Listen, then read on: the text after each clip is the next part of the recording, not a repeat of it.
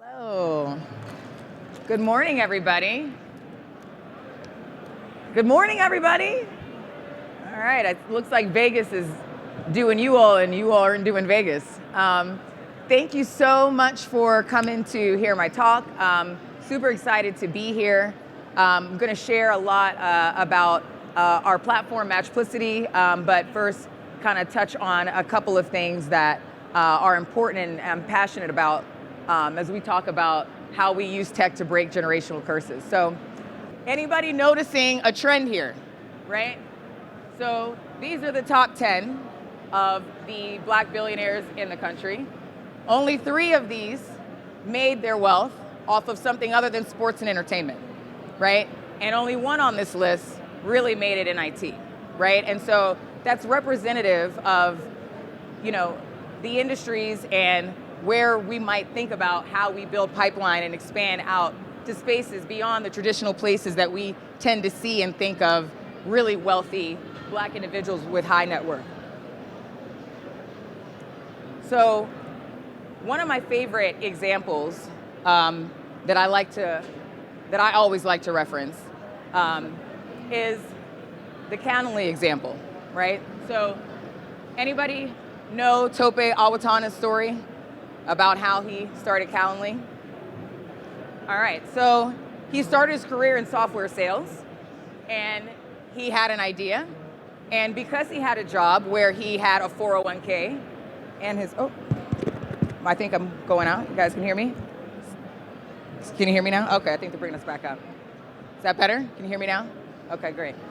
So because he had a career, right, a job in software sales, he had a solid 401k, right? And so when the venture firms didn't show interest, right, which is a whole presentation for another day, he was able to tap into his life savings out of his 401k, take that $200,000 and invest it into Calendly, for which he still owns the majority of his stake, right? So he's now built $1 billion business for which he owns the majority of it, right? And he was able to do that because he had a good job that had good benefits that he could use as a tool in order to get where he was trying to go, right? So if you'll be patient with me, I'm going to tell you one other story about this kid I know. This one here with the red circle around him, right? So this is a kid I know from Waterbury, Connecticut. Low-income household, you know the story.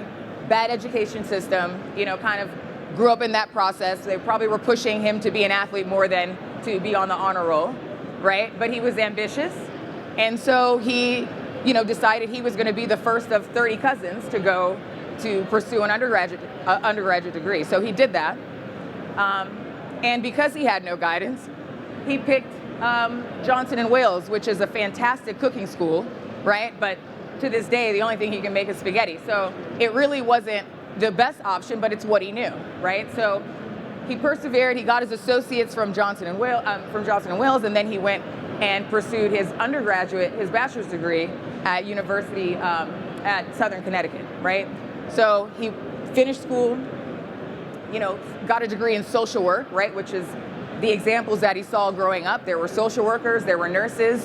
When he thought about professionals, that was the only thing he was exposed to, so that's what he went to school for. And when he graduated, he realized, I have a great degree in social work, right? But my earnings compared to the student loans I just took out, it's not quite balanced, right? And so he decided, I'm gonna go further and I'm gonna go get my master's degree. So he went and got a master's in social work, right? And added up to that bill. So during that process, once he finished, he realized that he really, really needed to figure out how he was gonna get into a career that could actually help him earn. And so he taught himself a trade, business development. He went to grad school at Howard University in DC, so big government contracting area. So he went, taught himself how to do BD, and ended up, in a really, really great career, right? And it was through that process that he joined an organization called AFCEA, right? It's a talent community that invests back into the members of the community, help train them, help give them network and access, right? So that key decision to become part of that organization was what helped to propel him to go from, earning, $40,000 a year as a social worker, right? To be able to generate hundreds of millions of dollars in government contract revenue, right? So he got really smart. He married this young woman, and he started a platform. Together they started a platform called Matchplicity. And so this is a good visual from where we go, to where we are. So how do we use tech to create career pathways, right? So one of the things that our co-founders are super, super passionate about is that in order to really affect change in that space, in order to bring more of the community into spaces and places where they can generate wealth, they really need to have access to career pathways. They need the exposure, they need the contacts, they need the network, right? And so as we think about that, we built Matchplicity to be able to help solve for that challenge, right? So Matchplicity is a workforce innovation tool that connects talent communities with employers, and then we deliver data and analytics on career pathing back to those talent communities, right? So I'll tell you a little bit about how this works. So niche talent communities, you might think of them like professional associations. You might have a group of professionals that are just in your network. You might house some of those on LinkedIn. We've got all different types of talent communities. They come onto Matchplicity, they build a platform, they invite their community to the space. And then inside that community, they're able to invite corporate employers who want to network and source talent from those particular niche communities. And so employers come to the platform. They are able to source really, really great talent in very specific ways, right? In ways that you're not able to really find and identify talent in places like LinkedIn, right? You're able to go directly to the source of these well-established communities of the exact type of talent that you're looking for. Okay? So, and if you're interested in a demo of the platform, version 2 is launching soon, so you'll be able to scan that.